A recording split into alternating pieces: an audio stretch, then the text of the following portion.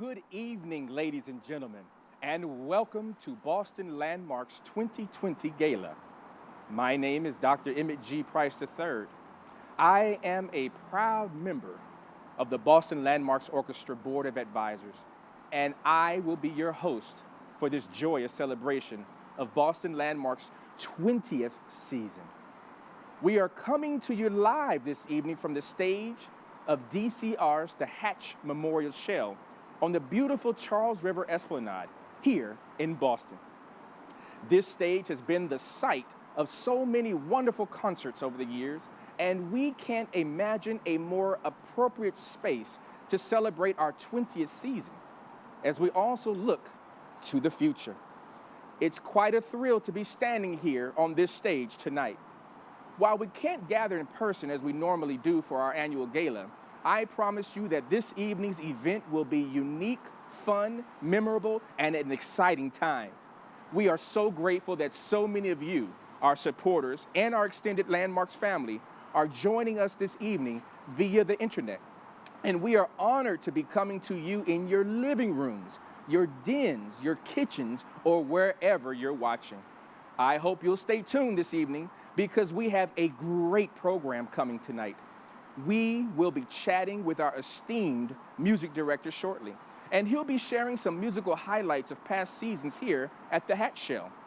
We will also welcome the chair of our board, our co-executive directors, and we will introduce the newest members of the Landmarks professional team.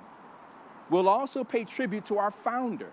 A little later this hour, we have a very special tribute to our founder, Charles Ansbacher, whom we remember in a special, significant way tonight, as it has been 10 years since his passing. And along with some memories of Charles, we will share a greeting from a beloved member of the Landmarks family. I know you won't want to miss that. And finally, be sure to have a glass of your favorite beverage nearby, as we will close our evening with a very special, rousing toast to Landmarks and our future. And now, it's most important to let you know that tonight you can take part in an auction. That includes some very unique and fabulous items, and that's coming up in just a few minutes. And so I'd like to introduce our auctioneer, Robin Starr, Vice President of Skinner Auctions. Robin has run our auctions for a few years, and we all love working with her. Robin, good evening. Emmett, thank you so much. We have some great items coming up. But before I tell you how you can bid, I want to clarify. If you have that beverage, you don't have to wait until the end of the evening to start sipping it, so feel free to sip now.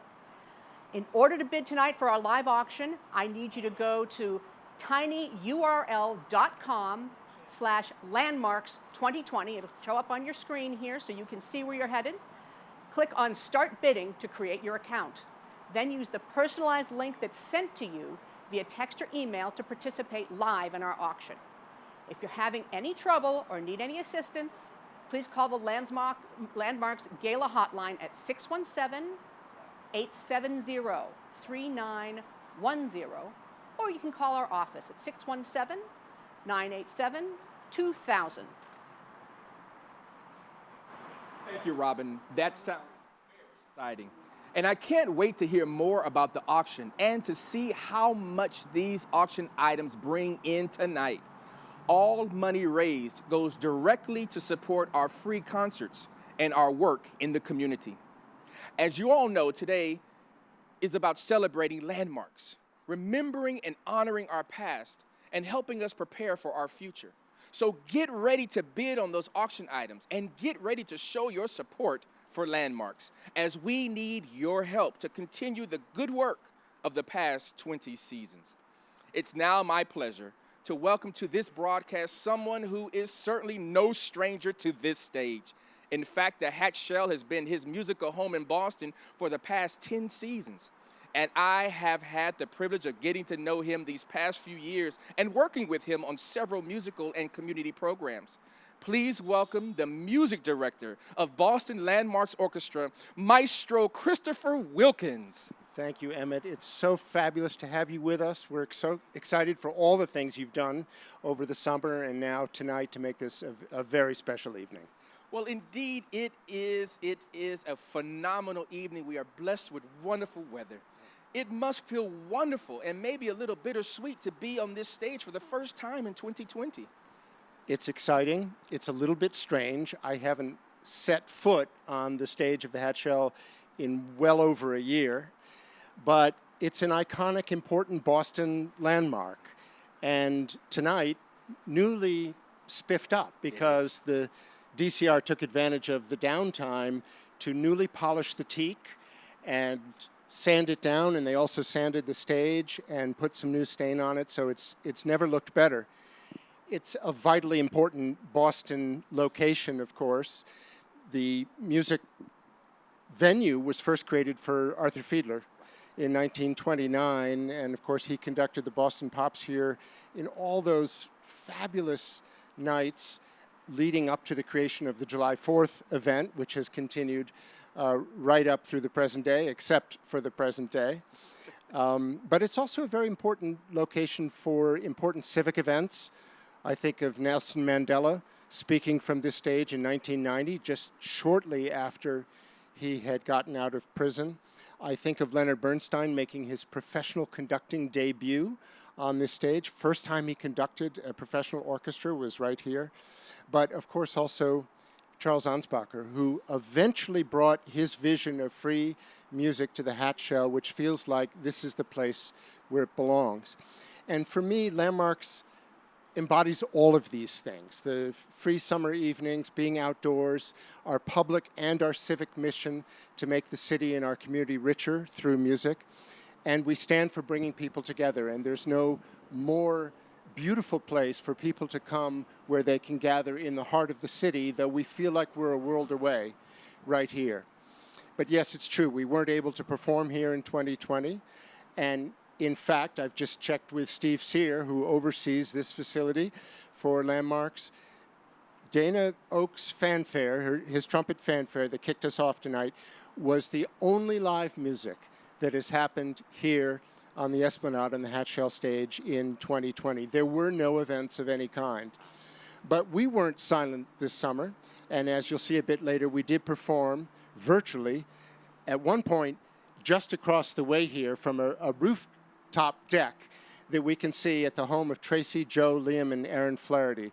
So I want to thank the Flaherty family providing for us what we did have as an Esplanade stage this summer. But of course, we will be back. We're committed to bringing music to Boston in all of its neighborhoods and all of its manifestations. It's digital for now, but we hope it will be live as soon as we're able. So yes, we're here, and we'll be back. We indeed will be back, Maestro.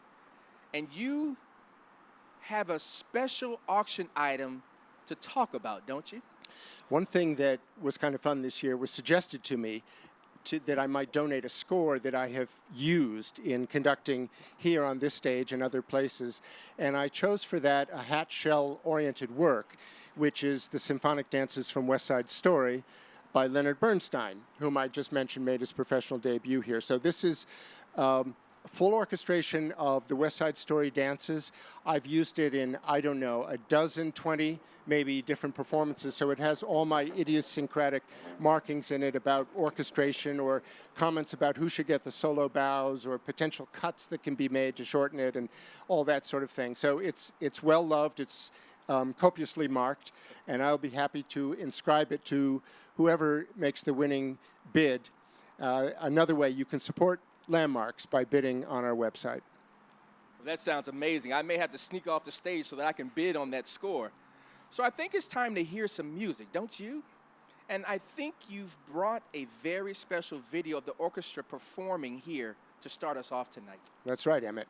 The video we're about to see was actually just about the last thing that the orchestra performed here in 2019. Who of us knew it would be so long before we were back?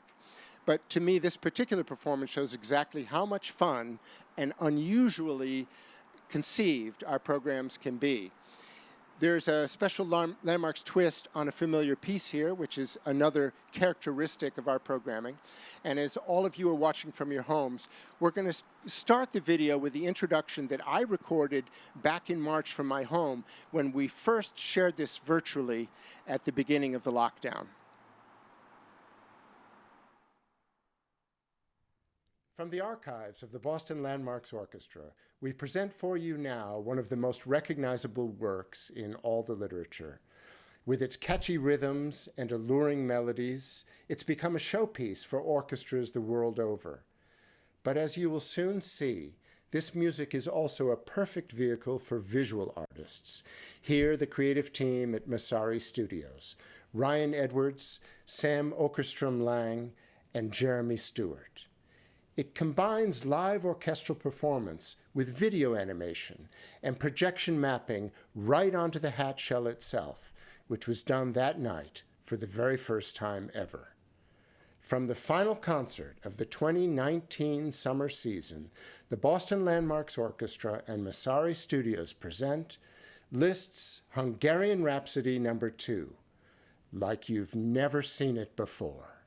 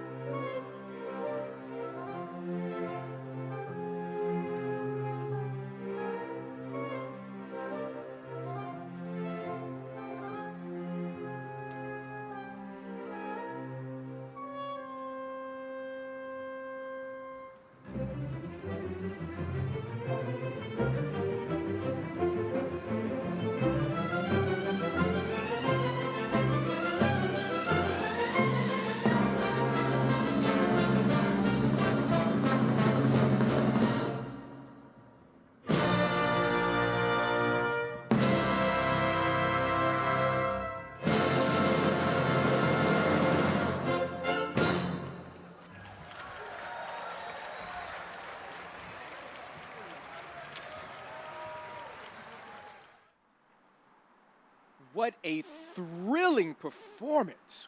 Wow. We know that there is a challenge with our signal, so we're working on that. So hang in here with us. I can't imagine how you coordinated all of that music with that wonderful lighting. Actually, I can't take any responsibility for the coordination with the lighting personally. It was all in the hands of the brilliant lighting people. In fact, I couldn't even see it. I had no idea what that looked like until I saw it in videotape afterwards. What a magnificent performance and a special evening that was. Now we're getting closer and closer to the auction, and I know we are all anticipating that moment where Robin Starr will lead us. We're almost there. We're almost ready to start. So remember, go to tinyurl.com/landmarks2020 to set up your account. Click Start Bidding, and you can create your own bidding account, and then use the personalized link that's sent to you via text or email, and then you can participate in our live auction. If you're having any trouble, please feel free to call the Landmarks Gala hotline at 617-870-3910, and I'm told they might even accept bids over the phone if you must, but try using your phone first. You can also call our office at 617-987-2000.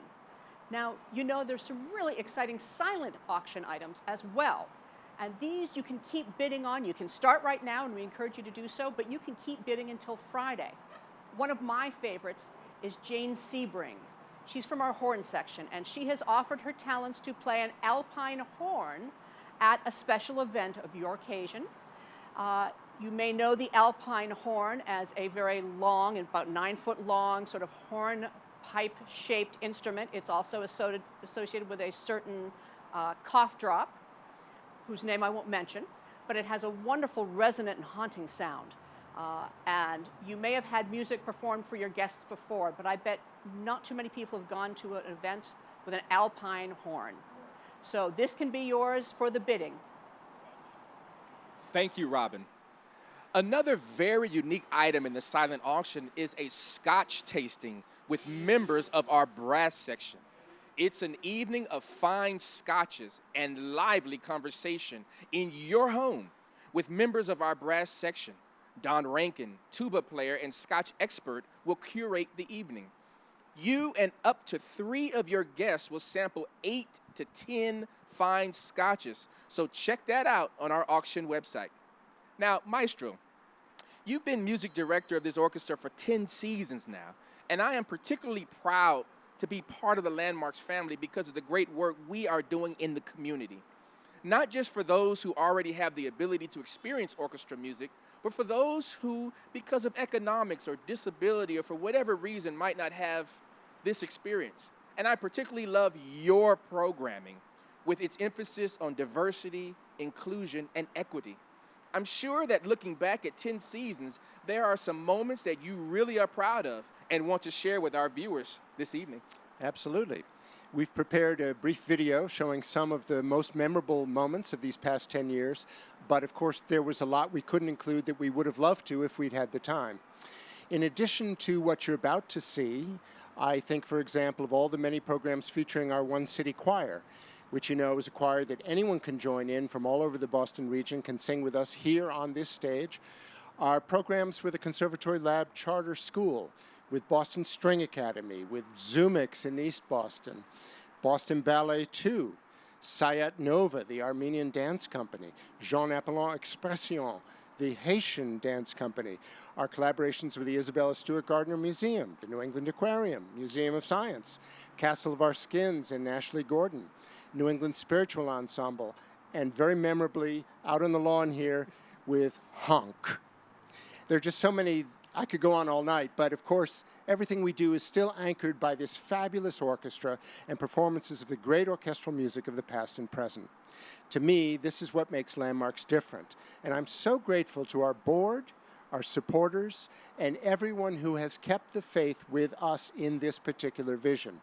So here is a sampling of some of these performances, some of my fondest memories, as music director of Landmarks. I know many of you were watching these concerts when they happened right here, but some of you might not have had the opportunity to attend, so let's take a look.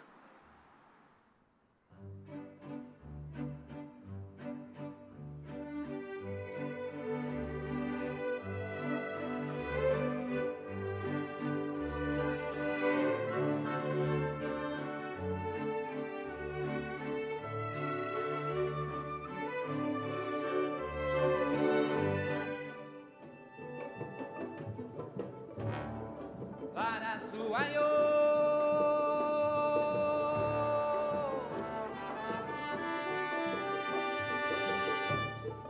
Como niela buena mamá que ya irá.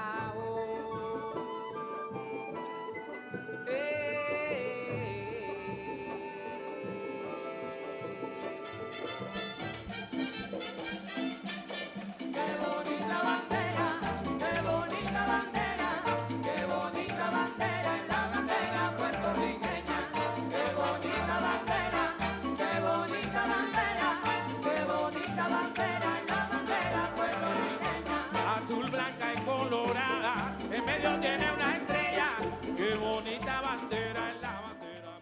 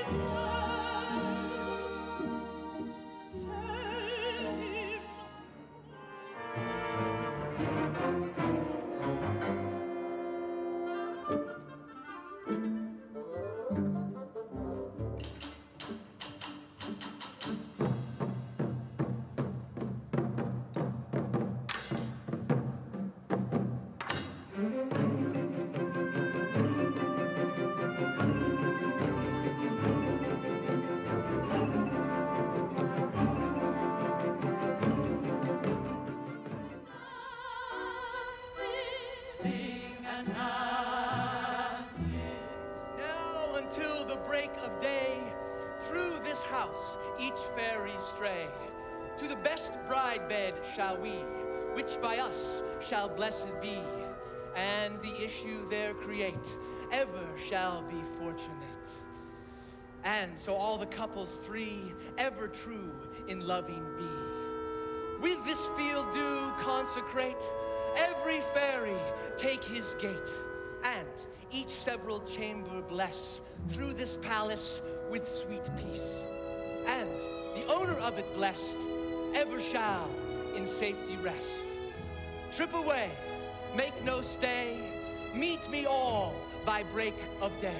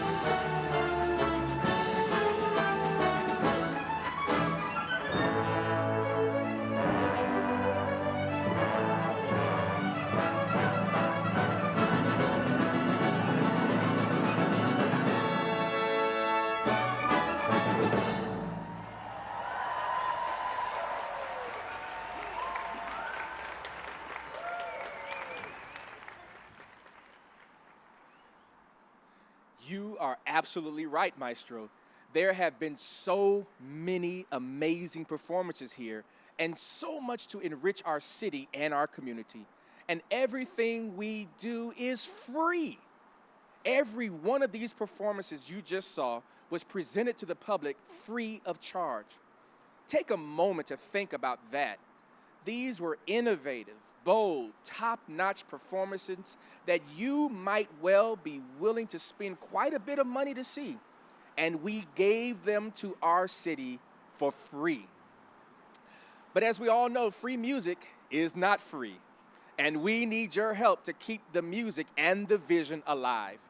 You know, as a minister, educator, and college administrator, I often have the occasion to ask people for support for good works and to advance a worthy mission.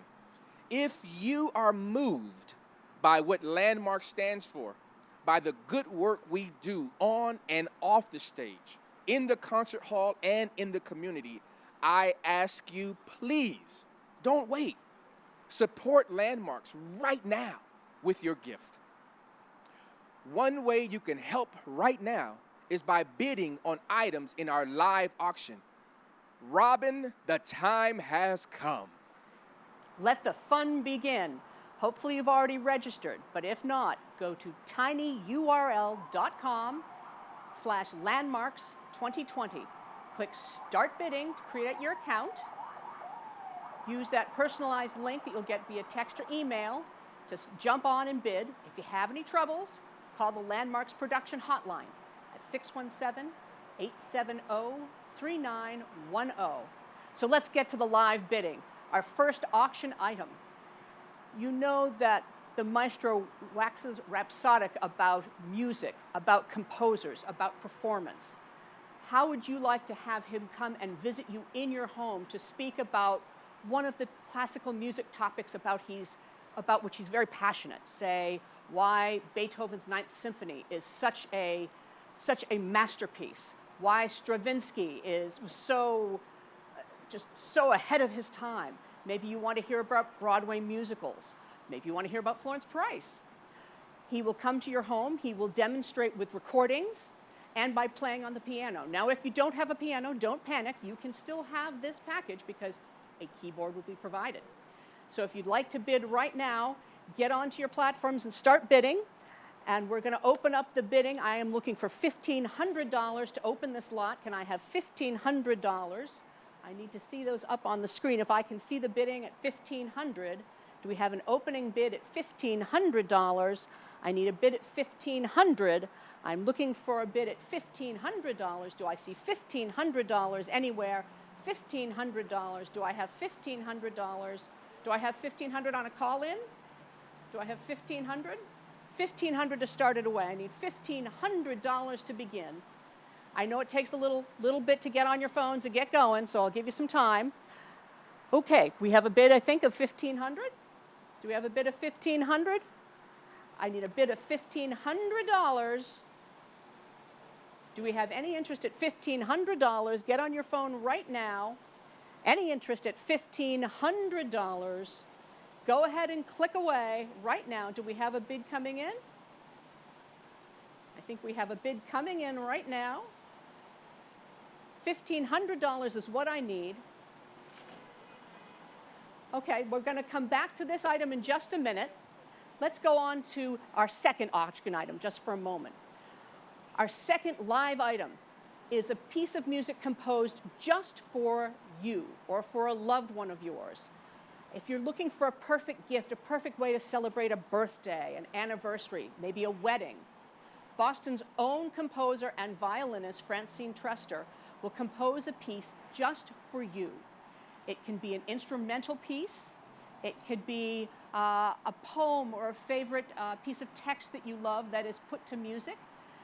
The composition will be 3 to 4 minutes long, and Landmarks musicians will actually debut it for you live. It will be the world premiere at your event, whatever it might be. So if you are interested in having your very own Truster composition made for someone you love, we can open up the bidding right now. Right now, what I would love to see is $1,000 to buy a composition made and composed just for you and for someone you love. So if I can have a bid of $1,000, $1,000 to begin is what I need, $1,000 for it, $1,000 to start, $1,000 to begin is what I need right now. That URL again is tinyurl.com/landmarks2020. So go ahead and hop on that to bid. And I'd like to see $1,000. $1,000 is what I need right now to open up the lot. $1,000 to begin. This piece of music can be 3 to 4 minutes long. And as I said, it might be for a special birthday. It might be for a wedding. Imagine having the first dance at your wedding composed for you and only for you. So this is a piece of music that no one will have heard before. It will be premiered at your event. I need $1,000 to begin, $1,000 to start. Any interest at $1,000, get your bids in right now through tinyurl.com/landmarks2020. We can give another minute or two for the bidding to begin. This is something you can't possibly normally purchase. And this is something, of course, your event doesn't have to be immediately. It can be post-COVID. Obviously, people are concerned about having events. This is not something that has to be used immediately. So I need $1,000 to begin. Any interest at $1,000? $1,000 to start it away. Any interest at $1,000? $1,000 for it. Then let me introduce our third auction item. You can keep going ahead and bidding on any of the live items right now. Imagine an evening by the sea. You'll be able to enjoy a fantastic evening with the maestro and friends, an evening overlooking beautiful Ipswich Bay. This event takes place at John and Holly Perry's beautiful home up in Annisquam, Massachusetts. It might look vaguely familiar to you. It was actually featured on the HBO miniseries Olive Kittredge. And Bill Murray even once sat at their kitchen table. The Landmarks Wind Quintet, flute, oboe, clarinet, bassoon, and French horn, will serenade you and up to 7 of your closest friends as you enjoy the beautiful porch, which has a 180-degree view of the Atlantic.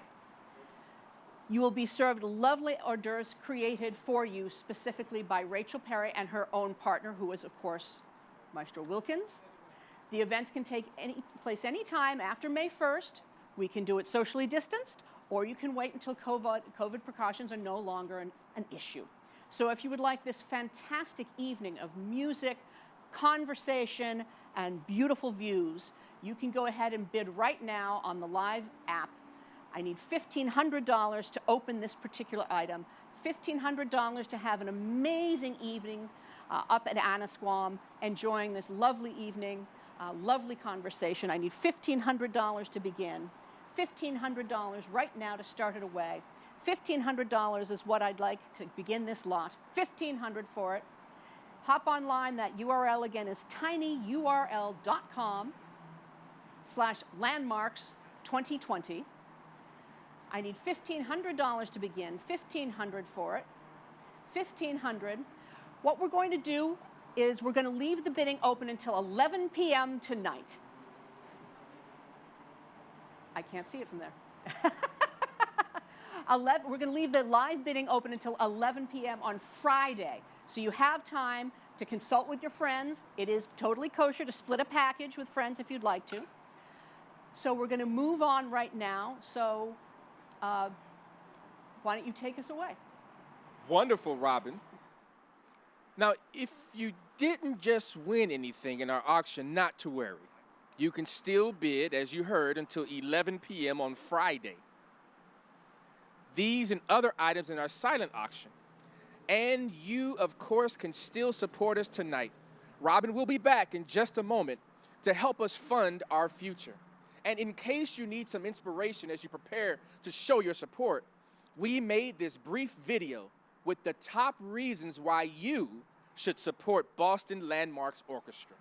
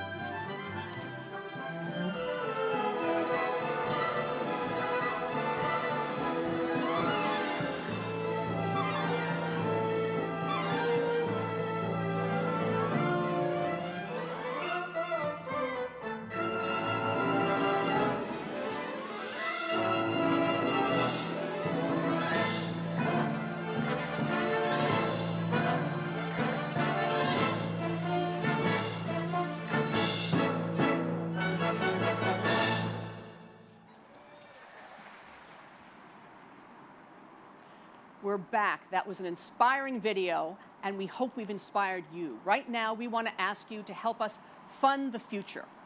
To make a donation to fund the future, you can join people who have already donated over $13,000. All you need to do is go to www.gofundme.com/F/Landmarks Orchestra. Go ahead and register to bid right now. You can go right online. You can also call in your bids at 617-870-3910. We're asking you to fund the future, to think about how much you are craving coming back here to concerts next summer. I'm going to ask you to give $5,000. Imagine what $5,000 can do. $5,000 can sponsor an educational residency with a community partner, such as the Camp Harbor View Zoomix or the Conservatory Lab Charter School. It would pay for a neighborhood concert by the Brass Quintet or the Woodwind Ensemble. It would pay for a guest soloist to perform with the orchestra. It would help fund a new composition contest for young women composers. Maybe $5,000 is too much, so how about $2,500? Consider giving $2,500. $2,500 pays for Braille programs for the entire season at the Hat Show. It would pay for our Maestro's Zone leaders for the entire summer. It pays for the American Sign Language interpreters for an entire week. And it would pay for our stage extension so that our musicians don't have to bump into one another as they play. Maybe you can give $1,000. The $1,000 would cover the cost of assisted listening devices for our hearing impaired audience members for an entire season. It covers the cost of an instrument playground in a neighborhood location. $1,000 would pay for the rights to present a dance performance to a copyrighted piece of music. $1,000 is a lot. Maybe $500 is more in your budget. $500 would pay for the rental of our equipment van for 2 weeks of the season. Maybe not glamorous, but really, truly necessary. $500 would also pay for a rehearsal space for the orchestra for an entire week. You can give whatever amount on that website that we gave you that works for you. Small, medium, large, or supersized. And you can make that donation anytime between now and Friday. That link, once again, is www.gofundme.com/F/Landmarks Orchestra. And Emmett, back to you. Thanks so much, Robin. And thank you, all of you who have already donated, who have already given, and those of you are thinking about it. Go on and do it. Jump in. The water is warm and ready for you. We thank you for your open hearts and for the shared resources. And if you haven't donated yet, there's still time. We still need your help. It is now my great privilege and pleasure to introduce someone who has had a key role in keeping landmarks vital, relevant, and alive, most especially during these difficult times. Please welcome the chair of our Board of Trustees, Laura Connors. Thank you, Emmett. And thank you all at home. One of the great pleasures of serving as the chair of the Board of Trustees is being able to meet and thank our wonderful supporters and donors. While I can't go from table to table to greet all of you tonight as I would under normal circumstances, I'm looking at you all through the camera and over cyberspace to say how sincerely I appreciate your support and being here. As Emmett said earlier, free music isn't free. What we do is a gift to the city of Boston, but we need your help to make that gift possible. Orchestral concerts, outdoor concerts, and public events of many kinds all cost quite a bit to produce. I also want to take a moment to talk about our musicians. They are the finest professional musicians around, and they earn their living and support their families through music. My parents were musicians, so believe me, I know firsthand that earning a living through classical music has always been a challenge. But in 2020, musicians and performers have been especially hard hit with more than their fair share caused by the economic damage associated with the pandemic. Your help, your support, your donations all help preserve and strengthen landmarks institutions like Landmarks Orchestra so that together we can support the culture of our city and provide a livelihood for the musicians who have given us all so much pleasure over the years.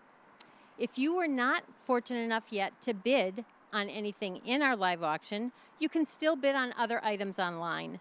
And if you've had yet to make a pledge to support our fund for the future, there's still time to do that as well.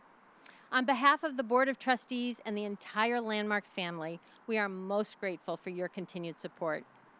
Now, the fact that our concerts are free and our gift to the city is so unique, this has been at the core of our mission since the founding 20 seasons ago. We would not be standing here tonight if not for the vision, the perseverance, the energy, and the extraordinary talent of our founder, Charles Ansbacher. Charles, of course, was an extremely talented musician, but more than that, he was a believer, an advocate for the role of the arts in public and civic life. He believed that music in particular could make a difference in a city and in society. He lived this belief in big and small ways. Charles most famously conducted in the active war zone of Sarajevo, and in what he called the reconciliation concerts, he was the first American to conduct in Vietnam after the war.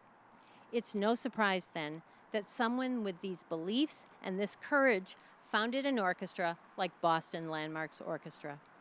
Sadly, Charles's work and life were cut short just over 10 years ago. Many of you, supporters, board, audience, and musicians, remember Charles with great affection.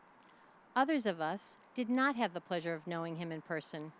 As we remember his extraordinary life and commemorate 10 years since his death, we are pleased to present a brief excerpt from a video called My Father, the Maestro, which was produced in 2010 by Charles's son Henry, just months before Charles's passing.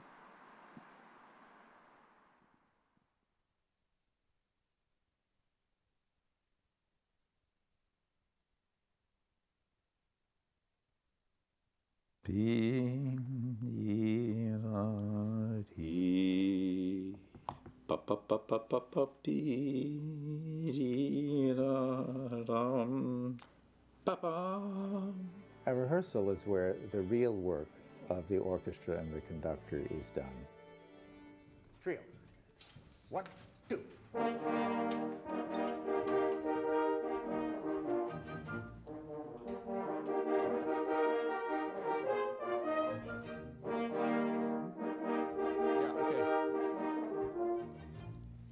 Pa-pa, pa-pa. If you would, I think it's better to think of not pa-pa, but pa-pa. Take all this wealth of ideas and music and performance and share it with the broadest possible public, because it enriches our lives, because it makes us complete. It brings neighborhoods closer together. He brings hundreds of people that probably would never sit next to each other. It's really a family show.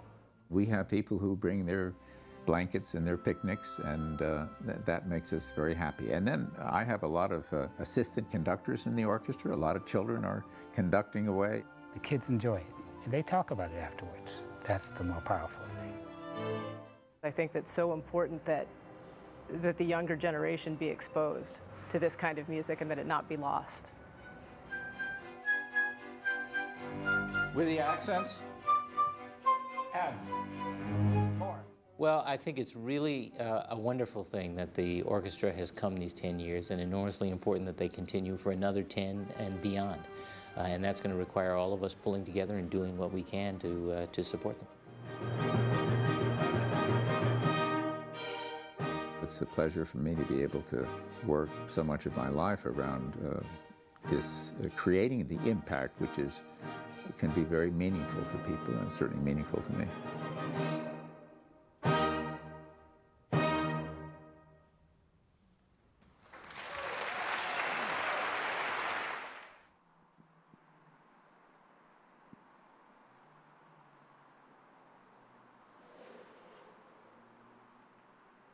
While I never had the good fortune to meet Charles, I think that video showed what a special human being he was and captured beautifully the essence of Charles Ansbacher, his humanity, his talent, and his vision.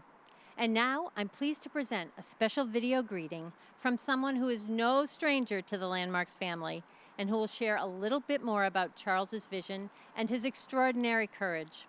This message will be followed by a special musical tribute to Charles, recorded by Maestro Wilkins and the orchestra specifically for this occasion.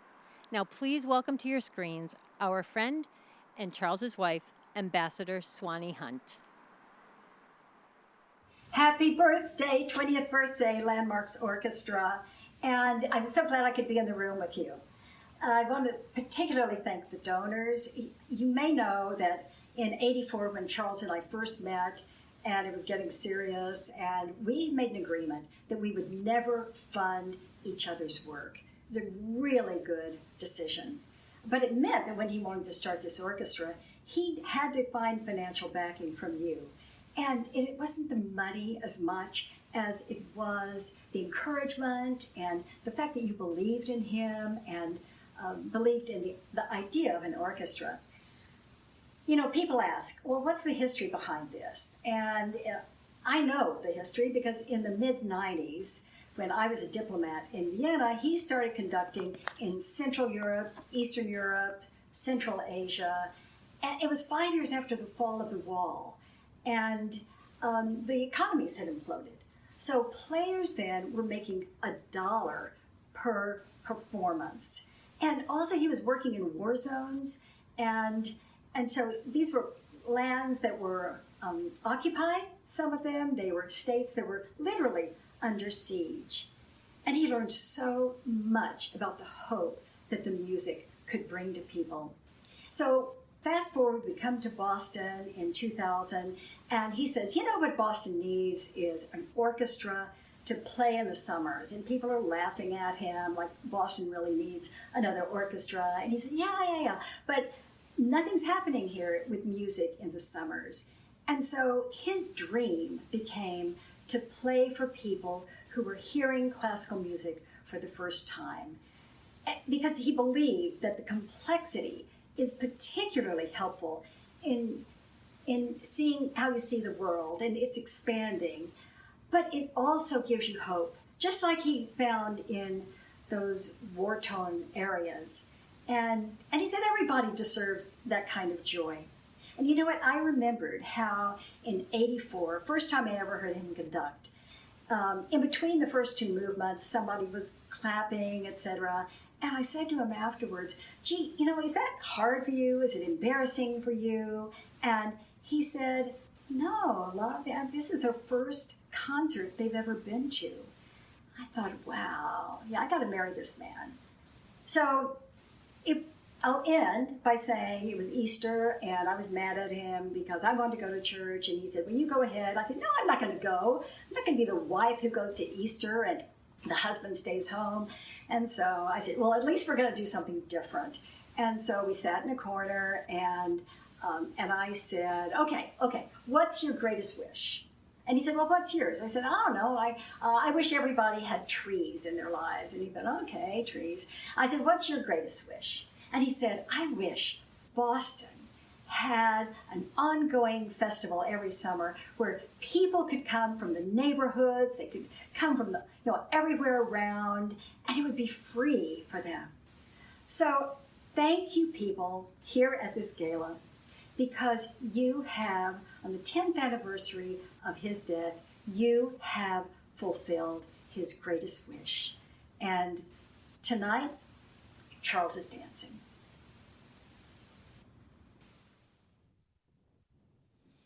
When Charles Ansbacher first called me with the invitation to join him for some of the 2010 summer concert season, he took the time to explain exactly what was happening with his health. Others of you who may have been with him during that period probably have similar recollections. His candor, his desire to connect deeply with people, and his willingness to take the time to explain what was really scary stuff was both moving and amazing and emblematic of his deep down humanity. As that summer proceeded, it became increasingly clear that he was going to be unable to fully carry out his duties as a conductor. And so it just sort of evolved that he conducted one work each night at the conclusion of the concert.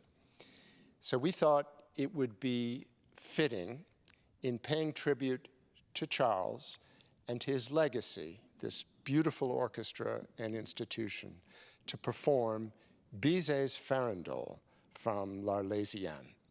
There's no more joyous and uplifting music, which is why people loved so much that he conducted it. It filled us with wonderful feelings, but it also reminded us of Charles' relentlessly positive spirit.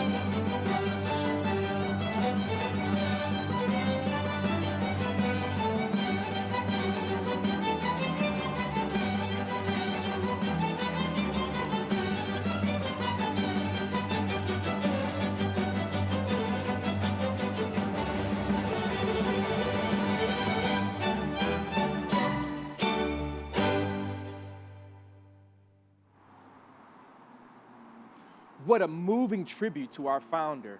I'm sure that Charles, with all of his vision and resourcefulness, would not have been daunted at all by the challenges of 2020 and COVID. And I'm happy to say that Landmarks has been strong and vital during this time. I'd like to welcome our new co-executive directors, Mary Deisler and Arthur Rishi, to chat with Maestro Wilkins about the challenges and opportunities of the past few months. Mary and Arthur, welcome to your very first Landmarks Gala serving as co-executive directors. You have both prepared all your lives for an opportunity like this, but what you didn't prepare for was the exact circumstances under which you began in this new leadership role for Landmarks. Yeah, we were appointed co-executive directors right as the lockdown started in mid-March during the pandemic, and so we didn't even get to see the board face-to-face at the meeting in which they appointed us. But honestly, it's not how I pictured that transition happening. But it's such a true honor to continue to work with you, now in a new role. I've been here for 9 seasons. Also to follow in the footsteps of the incredible Joe Francis Meyer, my friend and colleague. Hear, hear. But especially to be joined by my longtime friend and colleague, Mary Deisler. We've worked together before, and here we are again, Mary. Yes, here we are. And I'll say right from the moment the lockdown happened, all of us, 3 of us, the board, the staff, we all remained optimistic and looked for ways that the orchestra could reach out to the community. Those were very difficult days, they still are, but we remained optimistic, didn't we? Sure did. I think we knew in March and April we thought the summer season might not happen, and by June, July we knew the summer season wouldn't happen. But we were really determined to not just go silent for a year. It was a great opportunity to take the message, Chris, that you bring to people with your music of hope and something a little bit fun and sparky. And we knew that we could really expand our audience on the internet, bringing these great programs to people. So we did it. Right.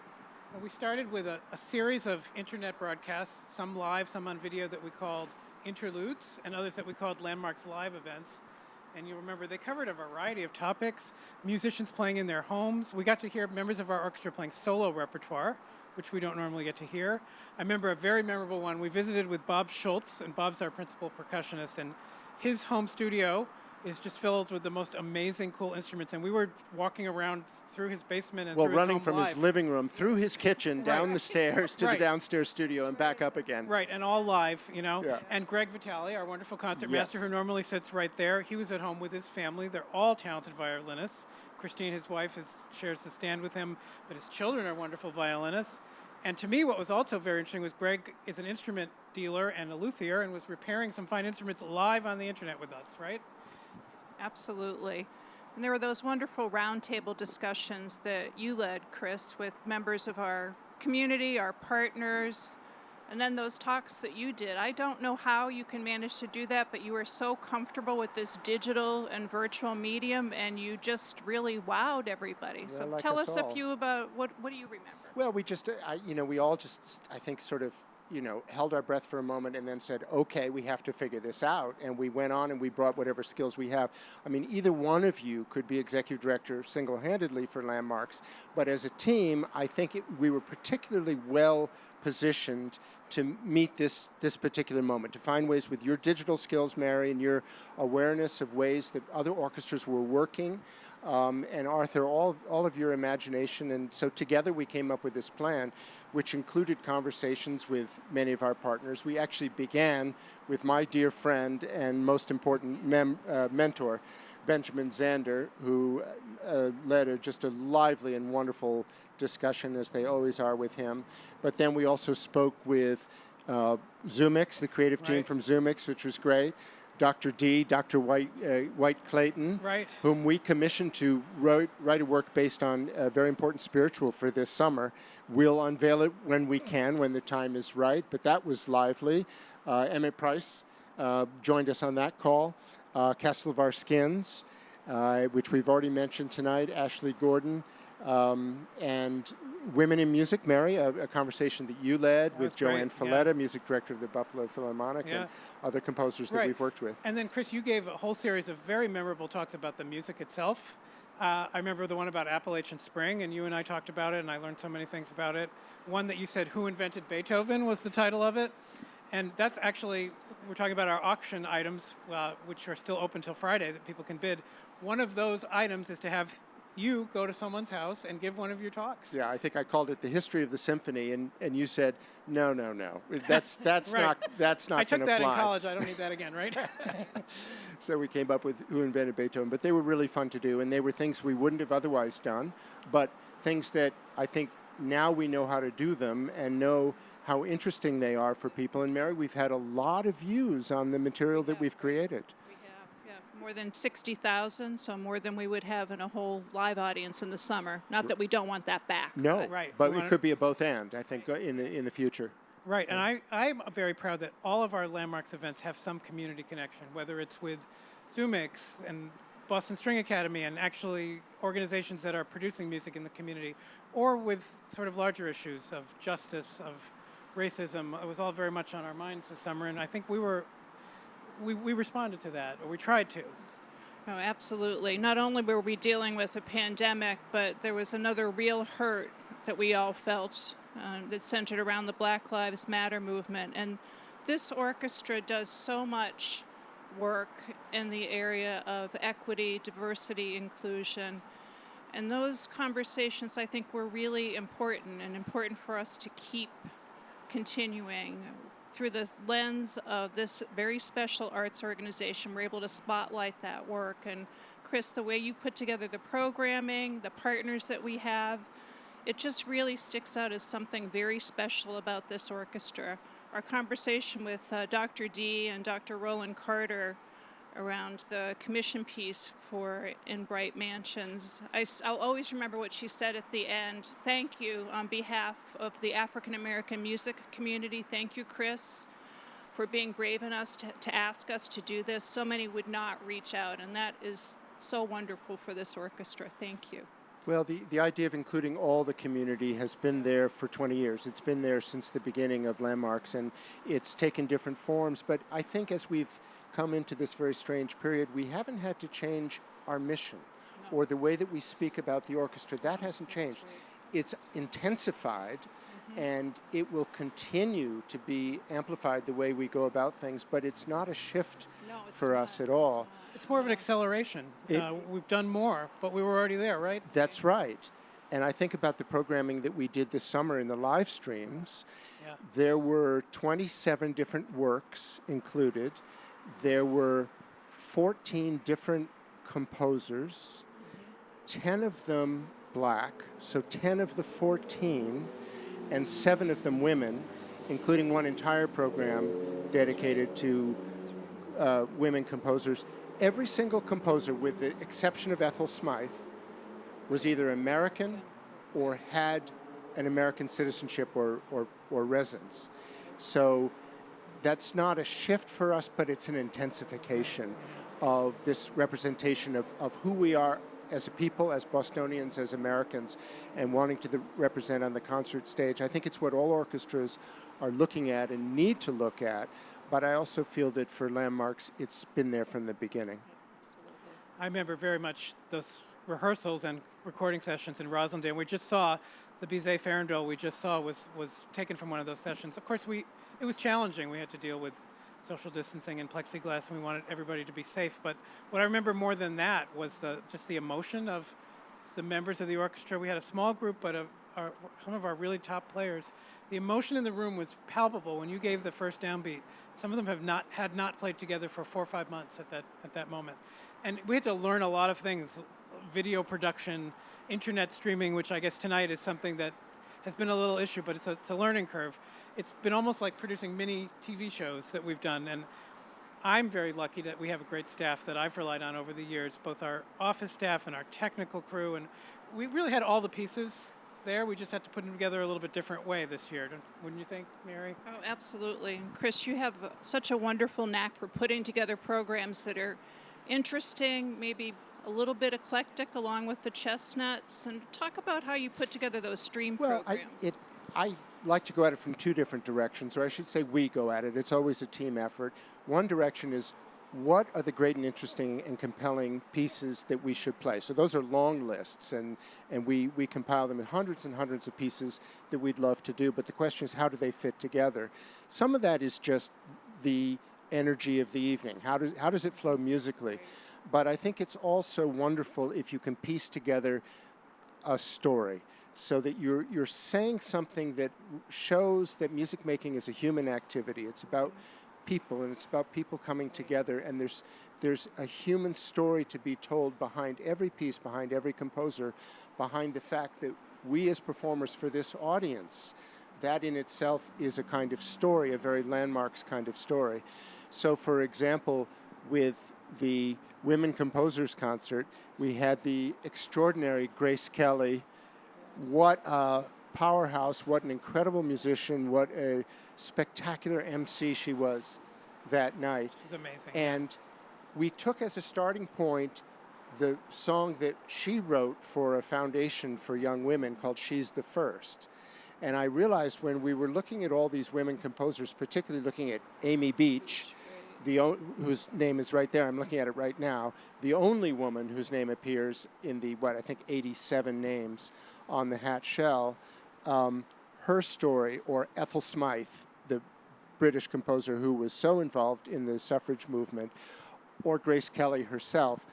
So many of these, or the Harriet Tubman aria, right? Stories about women who were the first in their field, or the first to do something, or first to be recognized. It became sort of this thread through the whole night. And I think it's great if there's some way that people can enter this world that we're presenting that isn't just abstract oral form. Absolutely. But something that means something to them in their own lives. I think you're absolutely right. The programs are so compelling when there's a through story and a backstory. And you know, our commitment to serving the community wasn't just through online programming this summer, but Mary, we're very proud that we and our board supported the creation of a new staff position this summer, in the midst of a pandemic no less, to support some very important parts of our mission. And Mary, you were very much behind that. Would you like to tell us about that? Absolutely. We were so fortunate to bring on board a very talented young woman. Leslie, come on out here so we can see you. Leslie Tyson, and our newly created position of Community Engagement Coordinator. And Leslie will be working with our schools, with our musical playgrounds, helping to develop programs with the elderly. We have a music and memory program we're keen to develop. She'll also be our liaison with our One City Choir. And most importantly, Leslie will be leading the charge as we deepen our commitment to equity, diversity, and inclusion. She'll be working with our board and community members for that. So Leslie, give a wave to everybody. We're so delighted that you're here. Thank you. Leslie's been with us actually a number of times for a number of summers in different projects, coordinating community partners backstage and shepherding children and delivering pizzas, but very much stage managing at the same time. She is multi-talented, and we're so lucky to have her. We're so happy to have you on the team. I think we have so much to be proud of tonight, and with the help of our generous supporters, I actually think we're all optimistic about the future. So I'd now like to invite everybody back on stage. And I know Laura Connors, the chair of our trustees, has a few words to share. But before she does, everyone at home, please get out your beverage of choice and get ready for our toast. Laura. Every year, I look forward to our gala. It's a special time to look back at a successful season, to look forward to the future, and to thank everyone who makes the orchestra so special. Despite this pandemic, this year is no exception. In fact, this year we have so much to be proud of. I'd like to thank my colleagues on the Board of Trustees and the Board of Advisors. Without your counsel and your leadership, none of this would be possible. You truly make my work here an honor and a pleasure. A very sincere and heartfelt thank you to our small but dedicated and talented staff who have done extraordinary work under extraordinary conditions. You advance the mission of this orchestra with unrelenting dedication, skill, and energy. And to our musical director, Christopher Wilkins, thank you for your talent, for your humanity, for your vision, all of which inspire us every day. And I want to thank our musicians, who literally are the voice of this orchestra. Without your belief in why Landmarks matters, we could not have carried out our mission during this difficult year. And finally, I especially want to thank all of you, our supporters, those who support simply by tuning in or coming to our concerts, and to those whose gifts, both small and large, are the engine that keeps this mighty little orchestra moving forward. We genuinely appreciate you and value you more than you will ever know.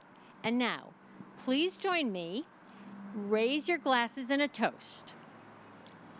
Here's to Boston Landmarks Orchestra on the occasion of our 20th anniversary.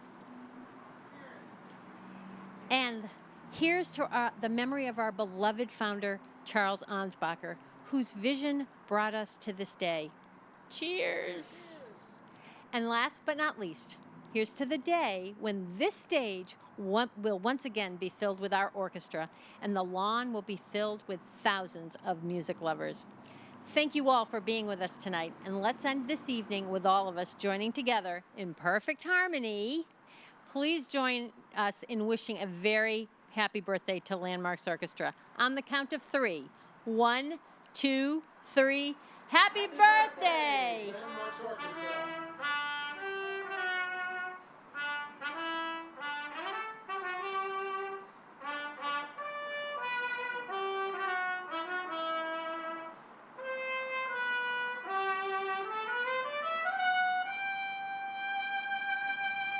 Thank you, everyone, and good night.